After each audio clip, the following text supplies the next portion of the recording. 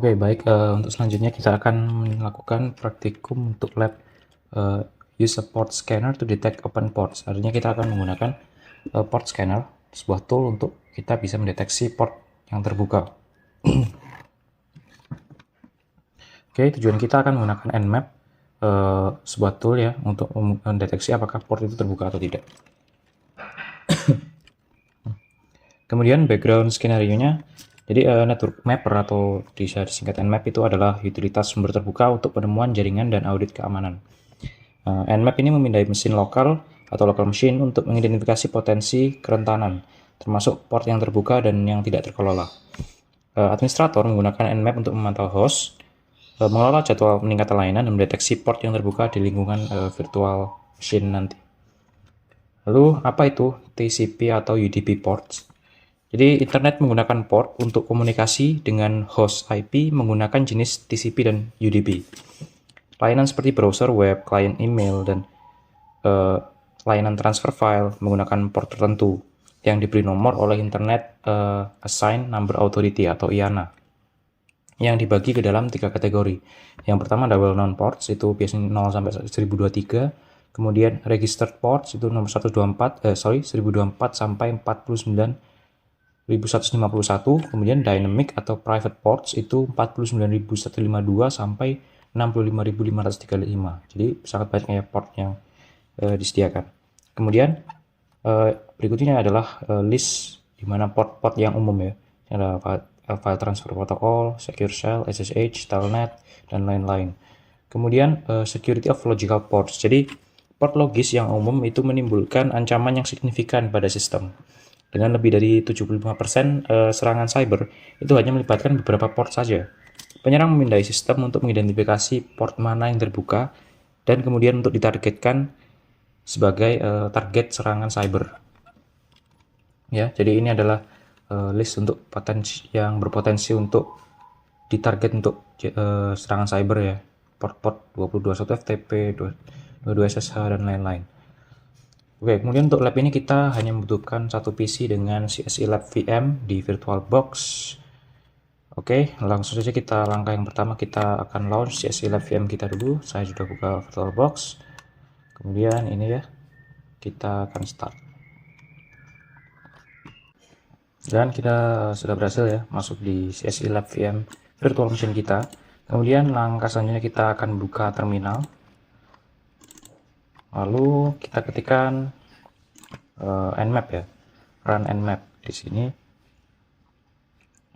kita ketikkan Nmap localhost.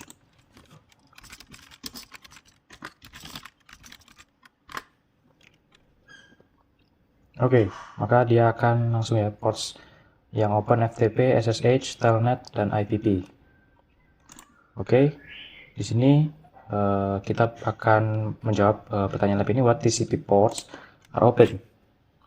Jadi berdasarkan yang di sini ya, yang terbuka itu port 22, 23, dan juga 631.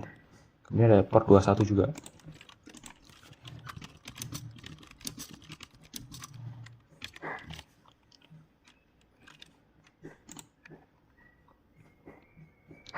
Oke, lalu selanjutnya adalah untuk lab yang pertanyaan kedua, provide a description of the service associated with each open port. Jadi saya akan langsung jawab aja ya. Jadi untuk port yang 22 itu adalah port SSH. Kemudian port 23 itu adalah telnet. Dan yang terakhir port 631 adalah CUPS ya, CUPS. Oke, jadi saya akan jelaskan untuk port 22 SSH itu adalah Remote Administration Protocol untuk kontrol dan modifying server melalui internet dan mengautentikasi user dan menggunakan kriptografi untuk berkomunikasi. Dan port 23 ini adalah telnet yang menyediakan command line interface, dan juga port 631 atau CUPS itu memungkinkan komputer untuk berlaku sebagai print server. Oke, selanjutnya research the vulnerabilities associated with each of these open ports. Jadi kita riset apakah kerentanan yang terasosiasi dengan open ports yang sudah kita tulis di atas tadi. Oke.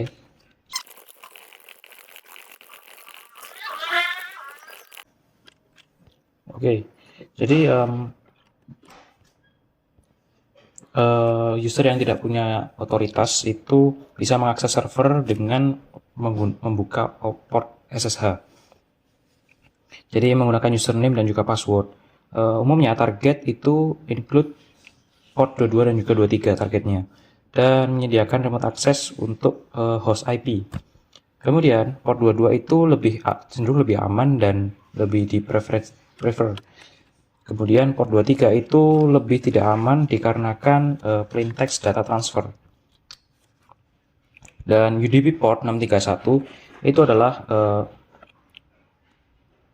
TCP atau IP protokol yang digunakan di CUPS atau CUPS tadi, sebuah modular network printing service untuk host Linux. Kemudian UPS itu consist atau terdiri atas print spooler, scheduler, filter system, dan juga backend system. Dan user yang tidak punya otoritas bisa mengeksekusi command dan membuat server menjadi tidak responsif. Oke, selanjutnya kita ke step yang ketiga, yaitu kita menggunakan administrative privilege with nmap. Jadi kita akan mengetikkan ya sudo nmap main su localhost.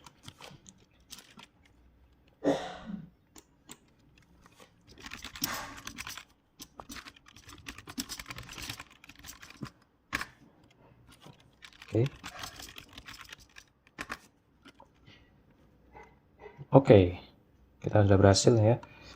Lalu pertanyaannya adalah what UDP ports are open?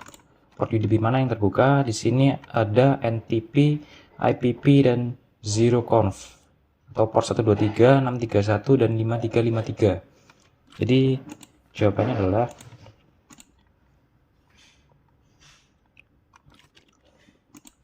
satu dua tiga 631 dan 5353. Okay, describe the purpose of the UDP service associated with each port. Jadi biasanya yang terbuka di sini tuh juga ada port 68 ya. Jadi kalau misalnya port 6768 itu dia menyediakan DHCP service. Jadi sebuah network management protocol untuk IP networks, dan juga secara dinamis akan assign IP address dan network configuration parameter untuk berkomunikasi dengan host. Oke, lalu selanjutnya research the vulnerability associated with each these open ports. Jadi open ports 631, 5353 dan yang di atas tadi itu adalah network itu mengizinkan hacker untuk disrupt dynamic network addressing dan menyebabkan denial of service, mengeksekusi arbitrary code. Dan port 5353 itu digunakan oleh MDNS yang mengizinkan host untuk resolve host names menjadi IP address, tapi akan diekspos ke internet.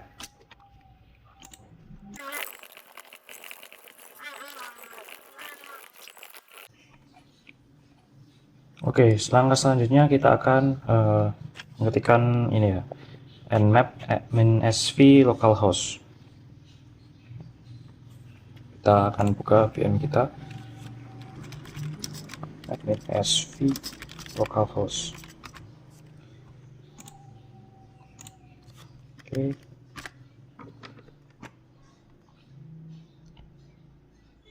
Maka kita akan tunggu sebentar karena di sini dia akan starting nmap ini. Oke, kita lihat di sini sudah selesai ya untuk prosesnya. Nah, di sini ada beberapa keterangan. Service detection sudah perform. Oke, jadi SV localhost ini digunakan untuk performance version detection, di mana kita bisa gunakan untuk research vulnerabilities atau kerentanannya. Selanjutnya langkah yang keempat, kita akan capture SSH keys. kita akan ketikkan ini nmap min a localhost. Nmap min a localhost. Maka kita tunggu dia akan starting. Oke, kita sudah selesai ya ini untuk yang min a localhost. Oke, dan di sini kita bisa mendapatkan SSH hotkey-nya ya. Itu ini. Ada 2. Maka kita bisa menjawab untuk lab ini, what are the values of the SSH hotkeys? Host keys. Kita bisa ini ya. Ini.